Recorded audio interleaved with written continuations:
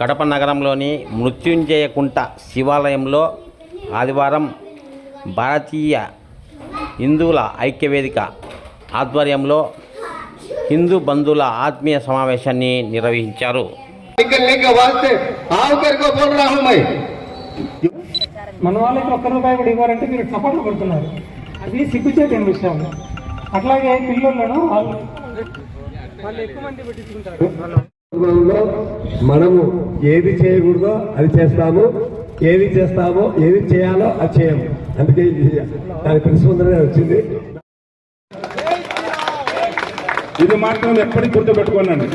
ఇంట్లో రాముడిగా బతకండి, జీవించండి. బయటకు వస్తే హనుమంతుడిగా నడవండి. అవసరం వస్తే పరశురాముడే. కానీ అది ఆ పాట అది ఎందుకంటే కన్నా అది చాలా విజిలెన్స్ తో కూడా ఉంటుంది, వస్తుంది. అది కూడా సమయము కాబట్టి అది కావాలి కూడా. కాబట్టి ఇది మాత్రం కంపల్సరిగా అది మాత్రం పాటించండి. మనకు మించిన తోపులు లేరు, మనమే చాలా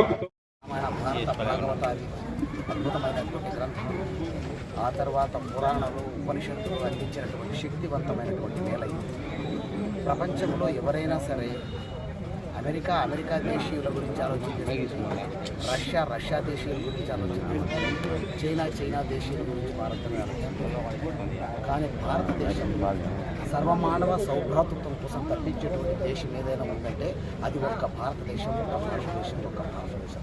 సర్వే జన సుఖినో భవంతు అన్నటువంటి దేశం యొక్క నిర్మాణ పరంపర ప్రక్రియ అంతా కూడా వేదాలకు అనుకూలంగా నడుస్తున్నటువంటి దేశం. ఏ రోజైతే భారతదేశం నిర్భీక్షంగా ఉంటుందో, ఏ రోజైతే వేదాలు చక్కగా పరిడవిల్లుతాయో, ఏ రోజైతే పురాణ ఇతిహాసాలను చక్కగా కాపాడబడతాయో ఆ రోజు ప్రపంచ శాంతి కూడా చక్కగా ఉండి తీరుతుంది.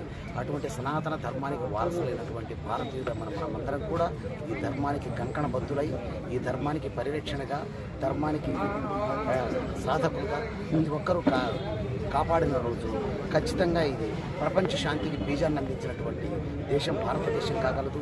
అందుకు కృషి చేయాల్సినటువంటి బాధ్యత ప్రతి ఒక్క భారతీయుడి మీద ఉందని తెలియజేస్తుంది.